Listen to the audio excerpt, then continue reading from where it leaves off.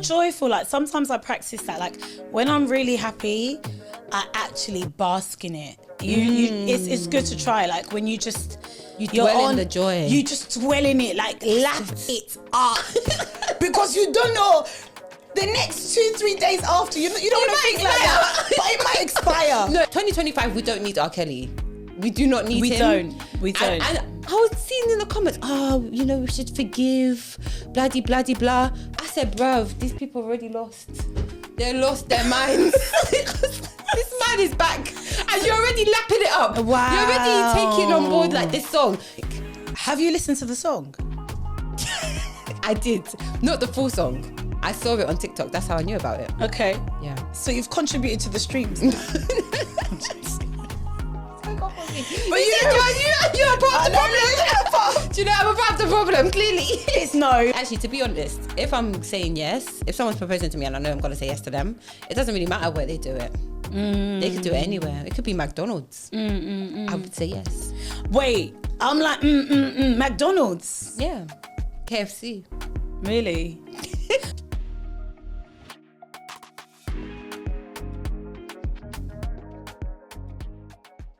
Welcome back to season 3 of MNM Talks. It's your girl Malunga. And it's your girl Mwila. You already know what it is, the Everyday People podcast. Make sure you like, share, comment and subscribe. Okay, let's get into it. Hello. Welcome back.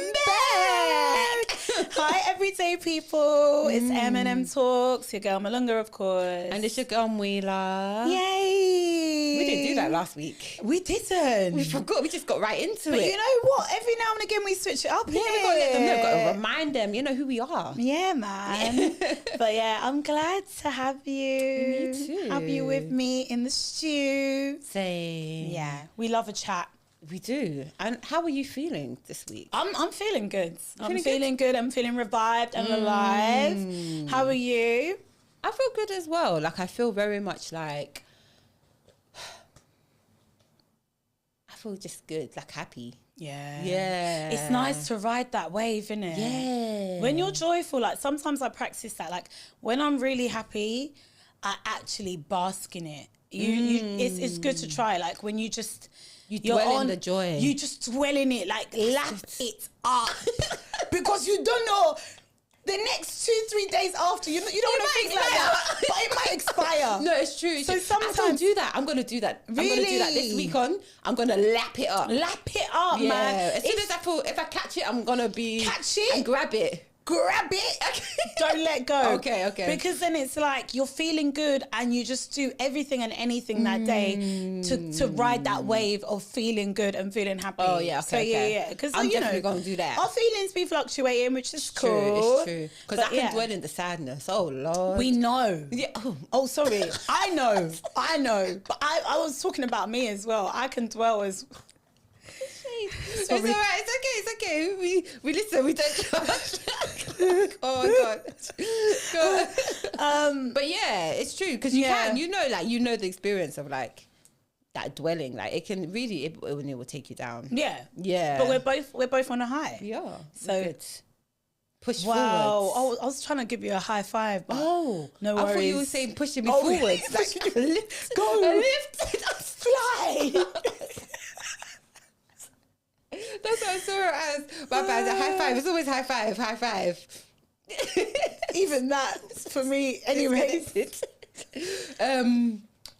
Yeah. What is your ick? Ick. We're bringing it back this week. Okay, my ick of the week. Yeah. My ick of the week, thanks to Faduma. Shout out to you. Shout out to you. I had to I needed to brainstorm a little bit, but now I have an ick, you know. My ick is, what is my ick? The trains. Faduma, where are you? It's the trains. Wait up, my girls, where are you? Oh, that's it. It's the trains. Yeah. Because so when we were like chatting about icks and stuff or anything that's irritated us this week, it was kind of like, what is it about the trains? But when you miss a stop or something, that's what you even know. You're even helping me out because today I'm lost in the wind, in the joy. Do you know what? This is your ick. Sometimes when you feel like the pressure to have to bring things forward. That's it. But you know what? It's also an ick. Is what you were going to say about the trains as well. Yeah, the trains. True. but Yeah. When you missed the stop. When you guys, missed the stop. let's move along. Let's move along. Let me give you mine. Because my brain has frozen. It's okay. But think of an ick for me, guys. Yeah. Keep adding to the to the chat below. yeah. Chat to the chat. Chat to the chat, bro. Chat to the chat below. Oh, it's real though. It's very real. But long story short, yeah. Yeah, go on. If you miss a stop on the train, that's a bit of a, Yeah. it's a long one. And I think with my trains as well, especially Central Line. Oh my God. Shout out to Central Liners. Woo! This is the fastest. It's the fastest line. No, it's not. It is. No, It Elizabeth. is. The Elizabeth line is the It fastest is. line. Elizabeth. Central. The Elizabeth line is the fastest line. Central. Okay, sorry. I'll give you. I was on- Let her think. I was on YouTube the other day. I think YouTube Oh, told is me it that. really? Yeah. YouTube. Factual. Okay. We'll check again. But Anyways, yeah. pay attention. Do not miss your stop. Let's move on. Okay. What's your ick of the week? Today I've come to fight. You see, I'm in army wear. Militant. I've come to wrestle with you people. I'm very, very, very irritated. Very much so. Why? Mr. R. Kelly, my brother. No, Is he- brother. He's not my brother. This man is back. Have you seen? Back? He has a song out, Oh. an apology song. Oh. Now, this song, yeah, is very much, it's so disrespectful to me because you know what he did. Like, we know. Yeah. We know what this man did. And the fact that it's like, firstly, yeah, you want to come, you want to apologize. And you know you might be getting out. So this is why he's bringing up like PR, making, 2025, we don't need R. Kelly. We do not need him. We don't. And I was seeing in the comments, we should forgive, bloody, bloody, blah. I said, bruv, these people already lost. They lost their minds. This man is back. And you're already lapping it up. Wow. You're already taking on board like this song. It's, okay, he's a vocalist, he's good with his music, whatever. But what he did it shouldn't be forgotten. Yeah, it shouldn't be forgotten. So there's And no I don't think- forgiveness. No forgiveness there. if you wanna ask for forgiveness, just say, please forgive me. Speaking. Ask the and Lord. hide. Yeah, ask the Lord and hide away. We don't need to see you. We don't need to see you. Continue your life wherever, in jail, quiet. Because we don't need to hear music. We don't need you to be monetizing from the song. We don't need you to be getting gains from your apology. It's all, he's tapped. Yeah, He's actually tapped yeah. because he's very much like, he's what is it called? What's the word?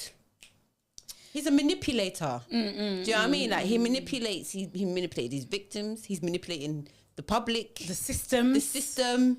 Nah. So Don't let it happen. I'm sorry. It's an ick. have you listened to the song? I did. Not the full song. I saw it on TikTok. That's how I knew about it. Okay. Yeah. So you've contributed to the streams now. But you're a part of the problem. Do you know I'm a part of the problem? Clearly. No, you're not. But Yeah. it's hard. It's hard to not. But it was all over TikTok. You love TikTok now, isn't it? I do. I'm on there. Has that taken over? Is that your favourite kind of social media platform? I think Red Note's my favourite. This Red Nose, yeah? Notes? No, I'm joking. Oh, TikTok is my favourite. TikTok is I like Instagram, but Instagram is not as engaging. Like people don't engage on Instagram as much as they do on TikTok. Not in the same way, but I think Instagram is definitely my favourite. I don't know why. Really? I just like it. I think there's something quite nice about it. I don't know, TikTok for me is a bit too fast paced. It's a bit too there's so many videos, there's so many. Yeah, I was going to It's say too TikTok much. is almost like, when I think about it, TikTok is like movement, like it's moving, and then Instagram is stagnant. Oh, so TikTok is doing this. Yeah, and then this one's this, like And this. then Instagram is Yeah. Instagram is stability. It's stagnant, it's stability, I It's guess. stability. And then TikTok is dysfunction. It's this. But do you But feel I love like it. I love the rush Yeah. of like swipe. But then do you feel like it's affecting the way you look at like longer formed content? And like, yeah. it's sad. I think, 100% it is. Because things are a lot shorter. But I do like long form content though, still up to now. Do you think you appreciate long form content a little bit more because everything is a little bit shorter now and everything's a bit more fast paced? Yeah. Do you ever... honestly, like recently, I've been watching series. And one series I've been watching, Prison Break. Prison Break is long. Yeah. It is a long series. If you've watched it, you've watched it. You know the guy breaks out of prison, breaks out of multiple prisons. He's doing up.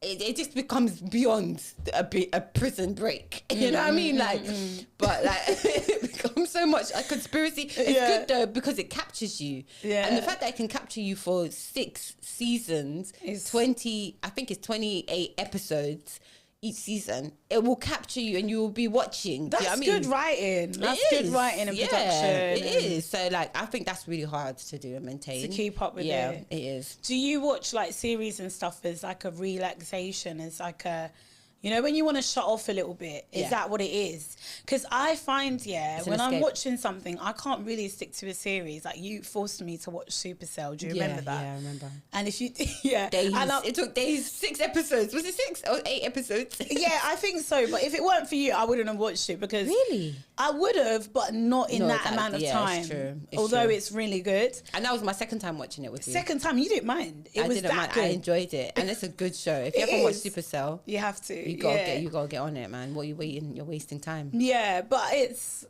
I think it takes a while for me to like focus in and actually, you know, follow through and finish a whole. Do you think 6 seasons? What season are you on for Prison Break? Finished. How long did it take you to finish? The 4 weeks. Wow. Yeah.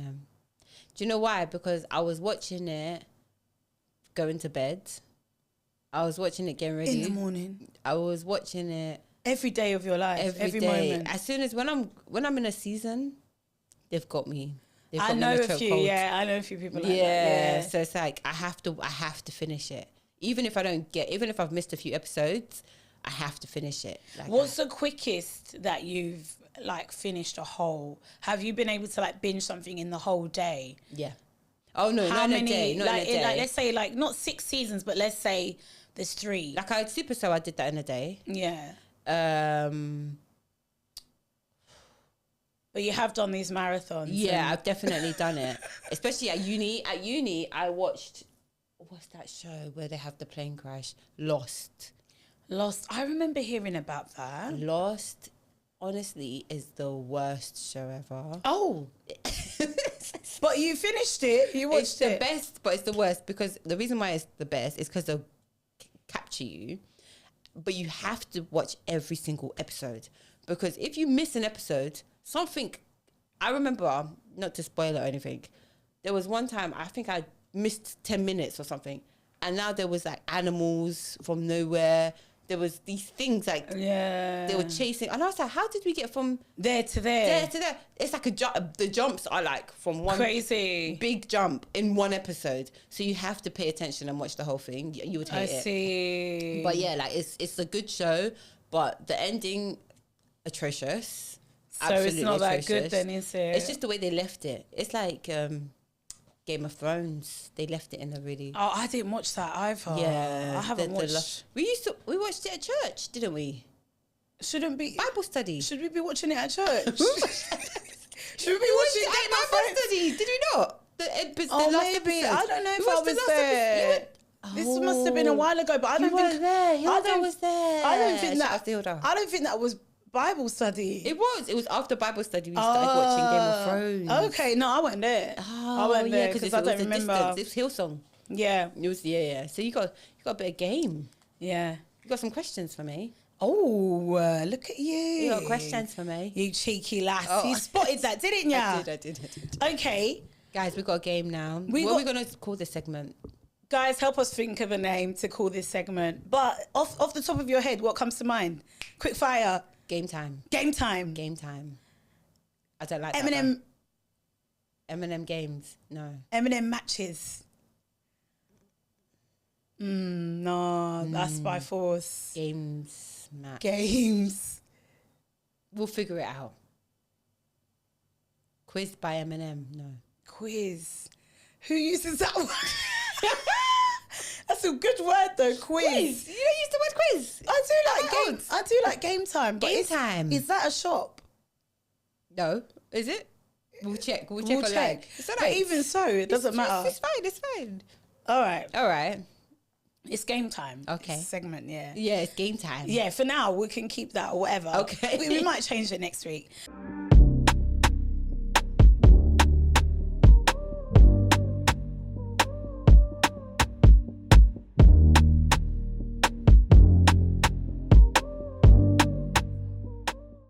Would you rather be proposed to in private or in front of family and friends? Family and friends. If you're going to propose to me and spend the rest of your life with me, then make sure everyone's there to see it. Talk your. Come on, talk your. But also make sure that we have our own moment. So you want both? You want both? Fair. But I wouldn't mind. Actually, to be honest, if I'm saying yes, if someone's proposing to me and I know I'm going to say yes to them, it doesn't really matter where they do it. They could do it anywhere. It could be McDonald's. I would say yes. Wait, I'm like, McDonald's? Yeah. KFC. Really? What's your McDonald's order? I know it. Go on. You like mozzarella dippers? Sticks, yeah. Sticks. You definitely like the fries. Who doesn't like the McDonald's fries? They're serious. They're so Moorish. You like... I'm thinking... I don't think you've had a hamburger. No, I don't like that. I don't think you've had the double cheese hamburger. No, I've never had the double cheese. I've never seen you have a double cheeseburger in my life. That's yours. Yeah, you mine like a would burger, be cheeseburger. Yeah, but then no, not really. No. What do you get? I don't think I've not had McDonald's in ages. You get the cheese sticks as well. No, I only get them for you really, and then I have one or two. Oh, yeah. No, good friend I am. I was gonna get the nuggets. The nuggets is the only other thing I get. But you get the chicken Chicken strips. select. Yeah, yes, that's what Chicken select. With the sweet chili dip. Yeah, and the proposal. And the what else do you need? Hey, the proposal. Hey, stop it. What about you? Big in front of family or? I think in private. Oh, really? Yeah, I think in private. Oh, I like that though. I would actually like to run away with someone. What do they call it? Elope or whatever. Have a little... No one else is there to celebrate the wedding day. Wow. If your family and friends, me included, we will not be there. Sorry, guys. Not that important. I'm joking. But I get it. I get why people do that, though. It depends on your relationship. Yeah. Yeah, it depends on your relationship. I mean, if I did do something, I'd want it really small. And I'd want to spend more money on the honeymoon. True. I would want to spend more money on our life. As in, the building of your... Of our home. Life, of our home and everything. Yeah. Exactly. Yeah, it's true. Exactly. Then so I'd say, in private, somewhere Makes nice, sense. not McDonald's. Okay. Okay. I've got another one. What's the last random thing that made you smile? I love the way you...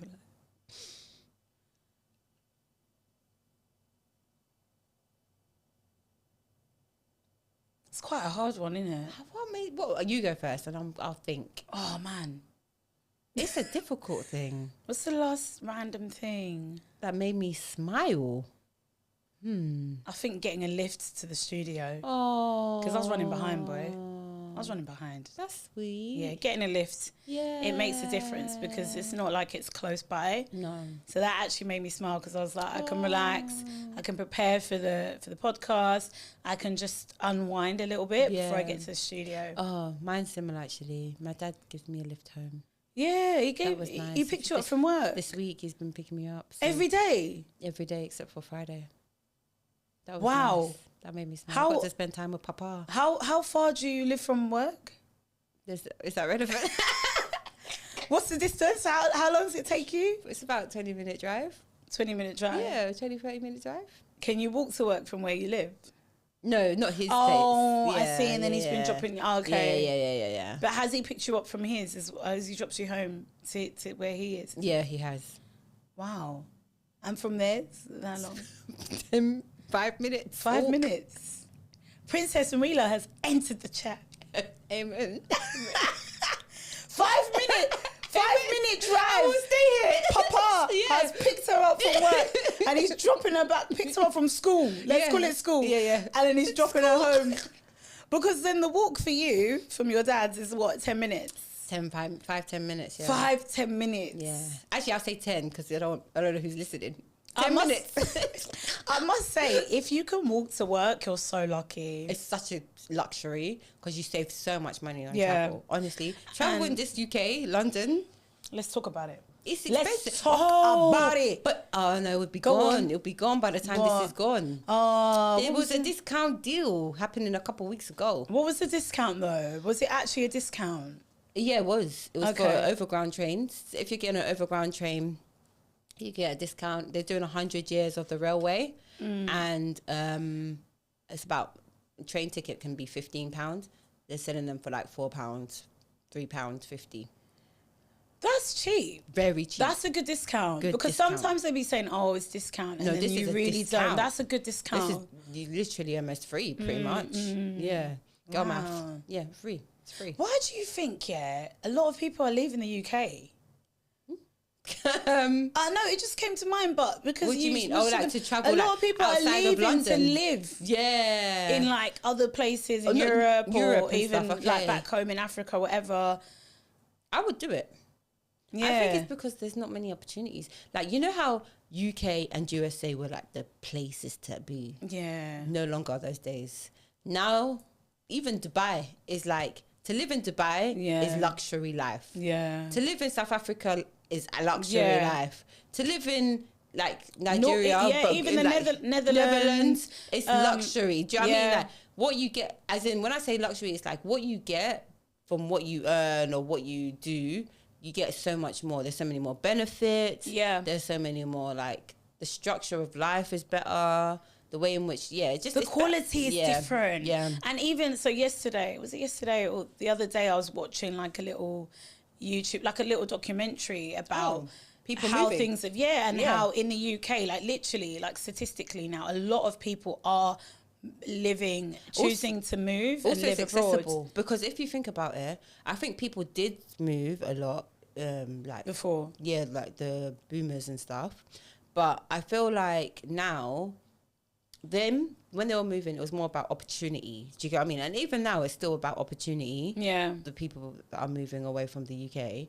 But I also feel like it's very much like it's accessible. Like you see so many videos of people, how it is to live, or information about moving to this country, what you need beforehand. It's like you almost get like a starter pack, which I don't think other generations have had as much before moving. It was actually even more scary to move somewhere. You have no starter pack, no videos, no nothing. Maybe you have a family member, but some people moved without no family members, nothing, and they just decided to up and leave. Like one of my colleagues, we were talking about this week, like a couple of weeks ago actually, and she just left, and she left her hometown Croatia.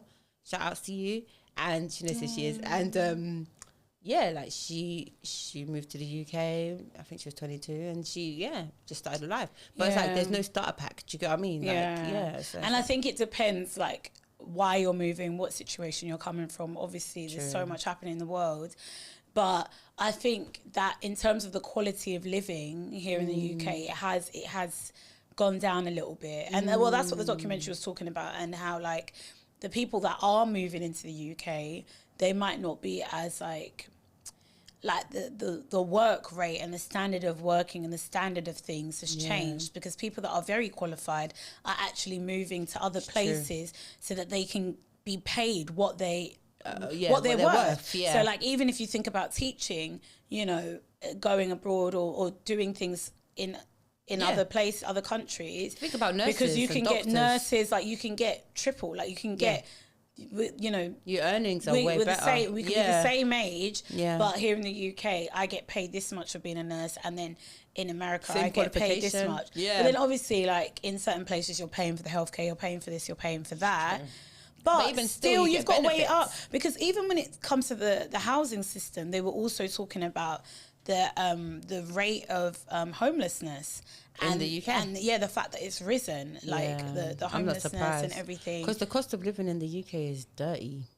It's dirty. It's much. It's too much. Like just for housing alone, like to buy a house here, it's a lot. And I always say, like, God willing, one day I'll buy mine.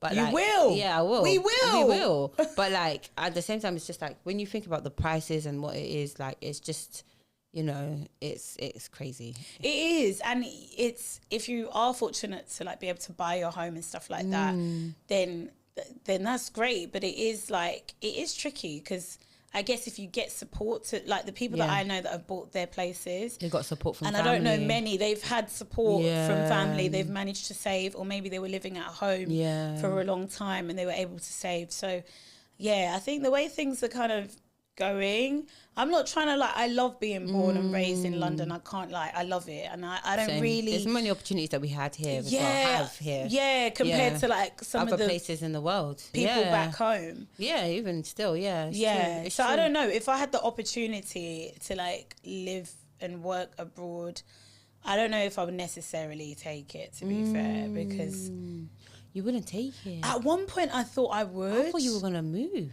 Yeah, at one point, remember, like I was talking about staying in. Seriously thinking about it and looking and researching, actually. Yeah. But now, no. I was looking at the States, like, but now we've obviously been to New York, and I've had my moment. I've had my moment there, and I will be back. And we made some friends that we can like. Yeah, connect with. That's true. I think that's all right for me. Yeah. But I think I'm used to London. Maybe I'm just, you know, as much as I'm saying all of these things, like I'm used to it. She's a liar. She's a liar. Why? She's going to pack up her bags one day. She's going to be like, I'm out. I'm leaving. Do you think? If you have the opportunity. What about you? Do you think you would? Yeah, I would. I think we both would. Yeah. If we had the opportunity to, we definitely would. Yeah. Unless if there was something tying us down here. Yeah. You're basically saying, listen, wherever I go. Yeah, you're coming with me. Yeah. It's MNM for life. MNM for life. Okay. But I guess so this next question links onto our topic in a way. Okay, all right. Go into the deep dive. Yeah. All right. So today we're going to be talking about healing, as we do. Yeah, healing trauma. It's kind, you know, I've been doing some research on it as well. Go on, babes. And like, I want to hear the question though, but like with the research that I've been doing, there's so much like that comes out of like trauma. Trauma can come in so many different ways, and I feel like it's almost like a trigger word. People say it a lot of the time. They talk about like, this has been a traumatic experience, or that's been sometimes we need to kind of redefine what trauma is, essentially. But at the same time, I would say like what I've seen online is like trauma can also be transferred. And like when you're healing like generational trauma, it's almost like accepting what you're feeling in the moment as well, and not disregarding it. Do you get what I mean? Like you have to put a light on it. And I was watching, oh God, I've forgotten the lady's name, but she has a TED Talk. I'll make a note of it. But she basically is like talking about, in her TED Talk, she was talking about like when a woman's pregnant, for instance, like the emotions and the feelings of like the trauma that she's feeling can be passed down to her baby. Yeah. And it's so interesting because I've never thought about that before, in the sense of like you yourself, like carrying a child is not just carrying life, but you have to take care of yourself so much so that that child can also thrive when they're born. And like when she was talking about that trauma being passed down, she was saying that, you know, it doesn't mean like at the end of the day, like that person is now like tainted with this trauma, they're never going to get rid of it. There's ways in which you can kind of reverse trauma or deal with the trauma that you have. And when she was talking about like it being transferred, because she's a pediatrician, she talks about like with children, she was talking about like the science, but she also spoke about like the environment and how trauma can be transferred through environment and even culture sometimes. Yeah. Because if you think about like how discipline is played, and discipline is such an important part of like life, but how discipline is impacted, or how people discipline like their kids or family members is so important, because it can impact on trauma. Do you know what I mean? Yeah. But yeah, like in regards to the science element of it, like just thinking about how your mental mind state of where you're at when you're giving birth has that impact on the child. and then they start to have like these almost like connecting emotions to the mother. Do you know what I mean? Yeah, and you know what, that leads me, because obviously, you know, I've never given birth, but I could imagine that that's kind of, you know, women sharing their stories and stuff, like it kind of gives you you know, what to look forward to kind of thing, or what not to. But I don't know, it just makes me think about my own mum and like our mothers and what our mothers experienced, and not just in terms of like giving birth or whatever, but just like before us, who like our parents, our mums, they're not just mothers. They are their own people. They are daughters. They are like, how were they in their 20s or growing up or in their 30s, whatever.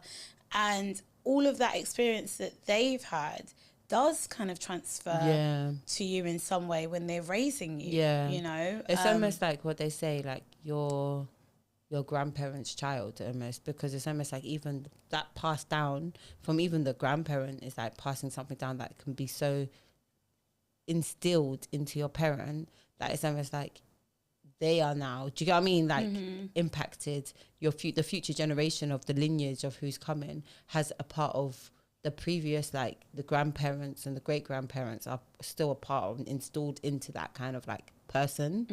So like even now, like as who we are now as young adults, when we have our kids and have our children, like our parents, and even it's not just our parents but like our culture and like our families have that impact of those things that we want to install. So it's really important to be intentional about like what we are going to impact or what we want to have passed them on. Passed but on.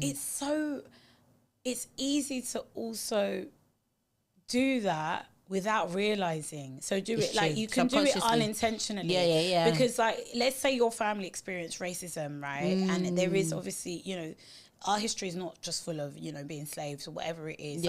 We are, you know, kings and queens, of course, but it's just that pain and that trauma is going to be there in some sort of way. And then that can then look like depression. That's true. You know, and show up as depression. Because what I was watching, I can't remember what doctor was talking about it, but sometimes people are experiencing depression or certain traumas, and you go to a doctor and they want to just prescribe you something or give you some sort of medication, but they're finding that that's not necessarily fixing the issue because there's a root issue, and that could be the generational, the intergenerational trauma that is passed down, whether that is, you know, your mum expecting you to behave a certain way that means that you're a lady, that you're more, I don't know if you experienced this, but did you feel like you were kind of taught and trained to be a little bit more submissive or subservient to the man? Because I think in Zambian culture, oh my gosh, I was at a funeral actually, but it was the, you know, afterwards when you have the gathering, whatever. I know which one you're talking about. When I tell you, the women did everything. The women did everything. I know, the men, it was pissing you off. I was moving, you know. I was moving table, chair, table, cloth. She said chair, table. You know. And it's like, it's true, to see, no help. And this is a thing, whether it's not specific to like, but the men could sit there, they could drink the beers.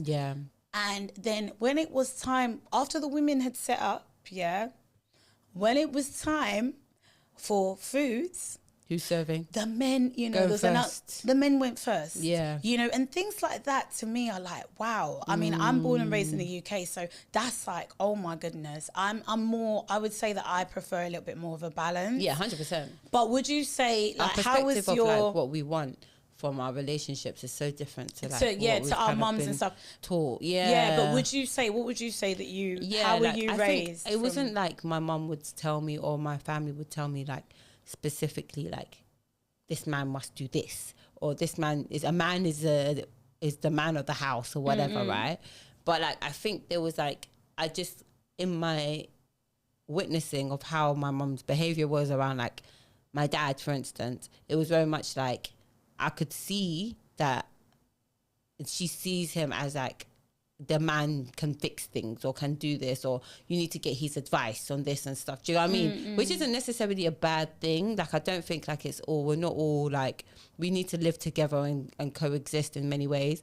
But, and then also like growing up in church, you know, the saying around, it's not even a saying, it's a scripture of, you know, the man is the head of the, you know, the house, or he who finds a wife, you know, finds a good thing, you know, those things, you know. But like, it's almost like it starts off with the man and then the wife in like our faith sometimes. And I think that's why, you know, just as a child hearing these things subconsciously, I also started to kind of obtain them. Yeah.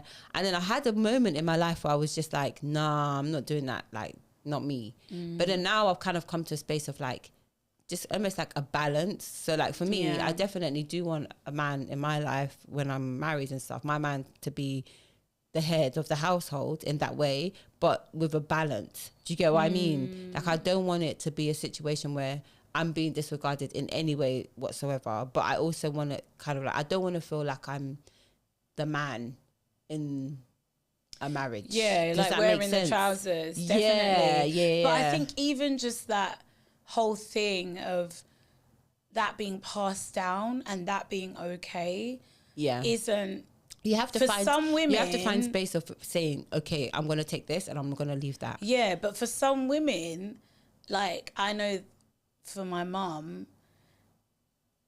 it's hard because I don't want to like overspill on my mum's stuff. Do you know what I mean? That's her tea if she wants to spill it. But I'll spill a little bit because my mum's quite open. But also, I guess she was sharing certain things as, you know, passing on certain teachings to me. But sometimes you follow certain traditions and things that are passed down culturally and whatever, but they don't always benefit you. Yeah, they're not always helpful, and you can be in really, really kind of difficult situations where you might be shamed by the community, you might whatever, you might be pushed out, and that is also trauma. So you can only imagine how isolating that is for a woman. And then you move to the UK and there's so much that happens.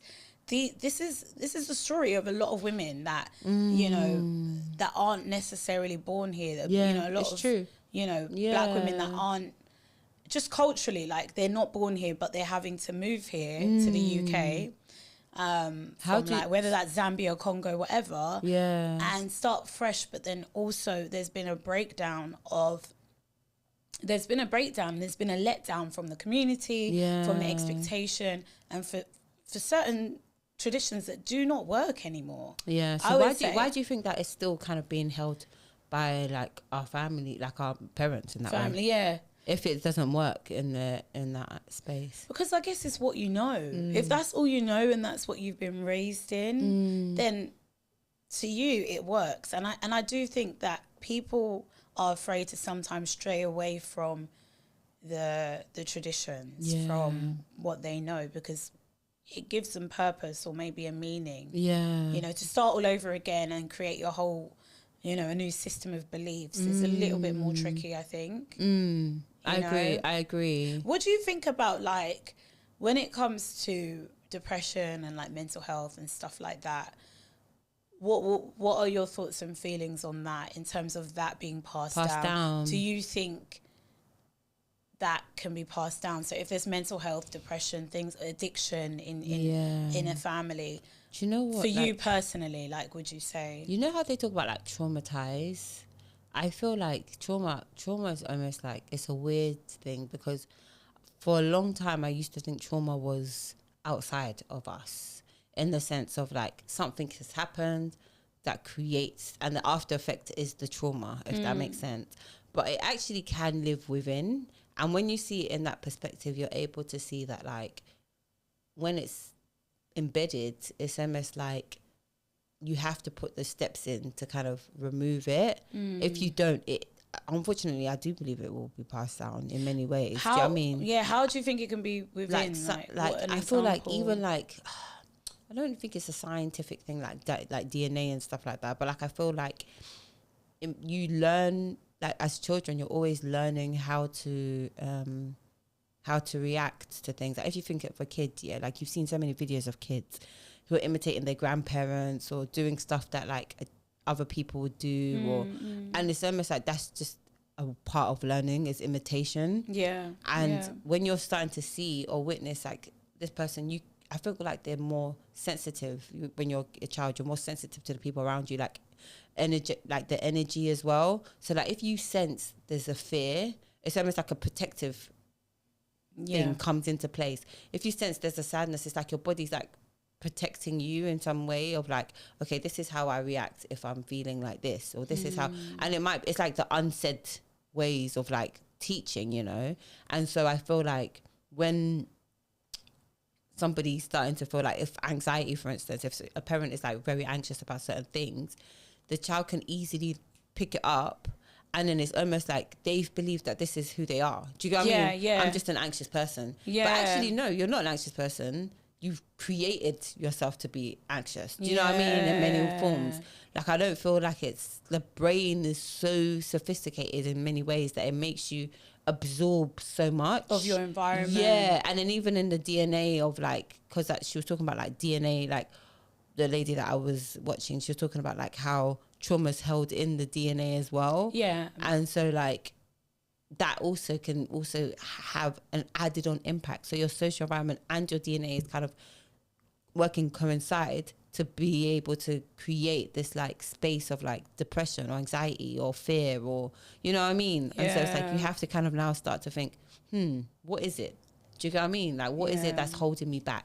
What is it? Why is there a wall here for me? Why is there a gap between me getting from this place to that place? Yeah. And then figuring out how to work through. Do you know what I mean? Work through it. What do you think?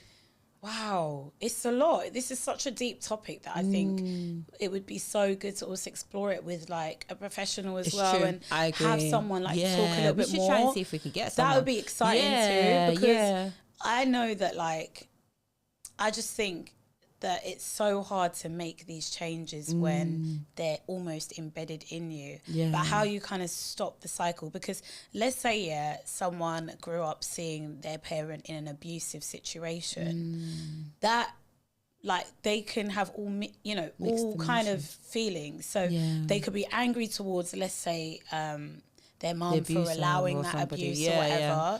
So maybe have that resentment, and then they can see men in a certain way or whatever. Like, that's just kind of an example. And then they can go on to then attract the same thing. Yeah. So that's an example of how trauma can repeat itself. It's true. And when you're quite young, you don't always have a choice in that, in the matter to actually control your environment in that way. You know, it's only as adults that you become that way. Yeah. But then You've now taken on. Yeah. You've now already the behaviors or you think it's the norms. Yeah. You know what I mean? And you might think it's normal for someone to just shout at you. Yeah. Or for somebody to put you down, and those things aren't okay. Yeah. But one thing I can say, like, how can you remove yourself from that and make those changes? I would say that as soon as you can get out of certain environments, get out of those environments. Yeah. Surround yourself with good examples of people that are a little bit different. And different might feel a bit like weird. Like, let's say you think, oh, this guy's a bit boring, or it's a bit too peaceful, or not even peaceful. You might even not use that word, but a part of you might be like, you know, and it's like, oh, he's just a bit boring. Like, there's not much happening. I don't feel an excitement. I don't feel a whatever. No, but I've heard that before. It's like, it's fact. And it's like, why? So, okay, so somebody... It's better for the boring than the destructive. Somebody deciding that they're going to be hot and cold, appear, disappear, you might entertain that, but why? Where does that come from? Yeah. Okay, did your, you know, and this is like me actually going through things like in my mind right now, not even trying to... No, I know. Yeah, I know. No, but I'm just saying it for anyone that, you know, I'm not trying to throw any kind of judgment. Shade. But why is it that you might be entertaining that person that's very hot and cold, very in and out of your life? True. You then can go back and go, was my mum very cold, very in and out of my life? Was my dad like was the environment I grew up in like that way? Am I accustomed to this behaviour? Yeah. And now, am I comfortable in dysfunction? Yeah. And maybe that's familiar to me, and maybe that's comfortable for me, which is why I don't mind entertaining somebody that has those kind of traits because that's my norm. Yeah. Whereas somebody that's actually consistently there, they show up, they're on time. You don't have to be like twiddling your thumbs like, oh my God, are they going to show up for me? Are they going to be there for me? Are they going to do what they say they're going to do? Yeah. You don't have to do any of that. That is also all part of trauma. But you have to check yourself before you even enter that secure relationship, any relationship, because you have to make sure that like the trauma or any situation, doesn't even have to be a relationship, any situation, you have to check yourself because you have to understand that you have to put light on it. Like if somebody does something that triggers you, you have to say, I'm triggered. No, not, you don't have to say it this way. You have to say it this way. You have to say it this way. But like telling yourself, okay, I'm triggered. This has triggered me because of X. And like now that you feel like you've put a light on it, you're able to now like see it from a different place than being in it and being triggered in it and being accustomed to the emotions or the feelings and get into that reaction space. Yeah. Do you think you need someone else though to point that out first before you're able to do that for yourself? I think therapy definitely helps with like those type of things, but you can also point it out with like journaling. Like there was something that I saw online where it was like lots of people do journal, self-reflect. Therapy is great for people who, you know, have access to it as well. But then also the right therapist as well is also important because some therapists might not understand what is happening in your world. So it is good to have like a therapist that you feel that connects and understands what you've been going through. And you don't also want somebody, you want a therapist that meets you where you need to be met and resolve situations that you need to be resolved, and you need to be honest with that as well. And I think also that breaking the cycle can start with you, even if you've grown up in a certain environment or situation. 100%. I mean, would you say, is there anyone in your life, any friend or whatever, like that has a perfect family that hasn't experienced any kind of trauma? No, I don't know anyone. I don't know anyone. I don't know any of you. Let us know in the comments. All of you have something going on. Let us know if you're that person. It's love. But we all have it. We all, not all of you, but all of us have something going on. I think so. I mean? There's no perfect situation ever. Like, even the ones that seem like it's perfect, there's stuff going on, you know, with them as well. Exactly. Yeah. Exactly. And I have this question. Yeah. That relates to family and stuff, but who had the most influence on you growing up? Oh. Just to kind of, you know. Is this to wrap up? Yeah. Okay. Yeah, have a think. Who had the most? My dad. Oh. I would say my dad actually did. Actually, you know, there's a lot of people in my family. But the fact my mum also did as well. But the first answers, maybe that was the instinctive one. The instinctive answer was my dad because I just thought of like, it's weird because, read the question again. It's who had the most impact? Had the most influence on you growing up? Yeah, and it can be like in that positive way. Like, why your dad? Yeah, like, I would say because like, I think for me, influence-wise, is like, I feel like even my mum was always around, even my dad was always around as well, but like it felt like when I was with my dad, it was like there were certain things that he would install around like trying to know me, or I don't know, there was just like a relationship that he was able to create with me and him, and it had such a huge influence on how I see myself, but then also how I see others around me and how people react to me in many ways. So the influence was actually very good. It's positive, but then it's also like, like what? I mean, we know that he picks you up from work, 5-minute drive, yeah. But like, I wonder when you were younger, what did he do that really cheered you up or made you feel special? Yeah. Like Daddy's Little Princess. No, like no, these are so like these things are. Yeah. Like I would say, I know it's probably quite hard to talk about or a bit like. To get super specific. Oh, you're not trying. No, but it's fine. I feel like like I don't know, like okay, so obviously like he's been picking me up since I was a child, to be honest. But like I feel like certain conversations with adults was like it was difficult. Like I never really had conversations with adults really like in a way that wasn't like a child. You're a child and I'm an adult, and very much so that was happening like dynamically with like just aunties everyone, aunties, mom, sister. Like it's like you're the child, stay in place. Kind of almost not to that extent, but like almost like that kind of like tone. And I feel like with him, he also had that very much so, but he also had moments of like a softness to kind of understanding my issues in many ways, or understanding my problems, even though they were very minute problems that were worthless. But he listened and he would talk. Talk through it. Yeah. And so for me, it was almost like I felt heard in that way. Whereas I'm not saying that it didn't happen with other people. I'm not trying to.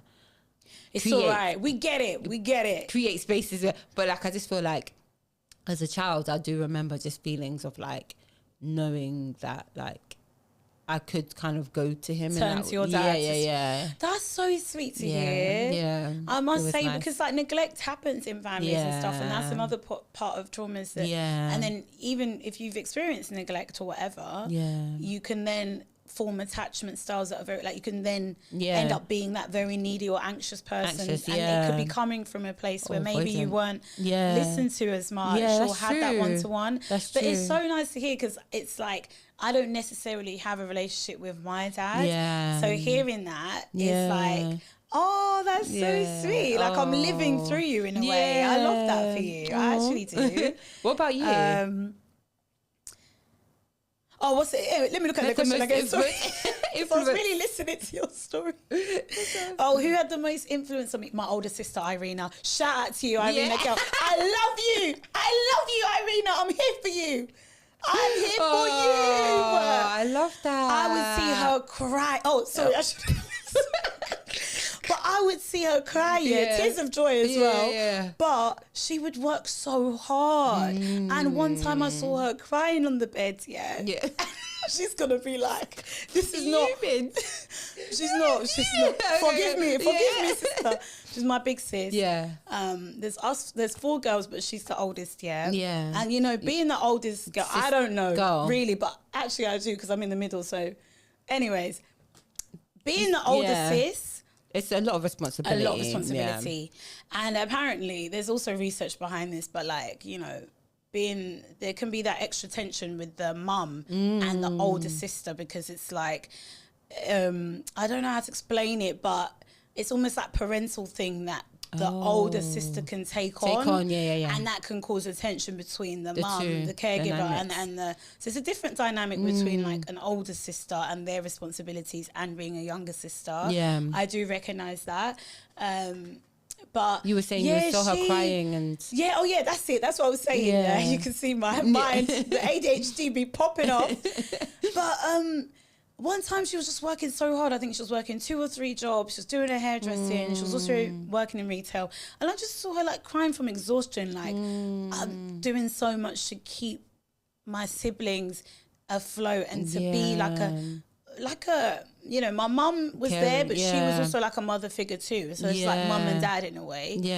And just to be a carer in that way, it's like, I could not thank her enough. And I remember seeing her and thinking, one day, I'm going to be able to take care of you. One day, don't worry.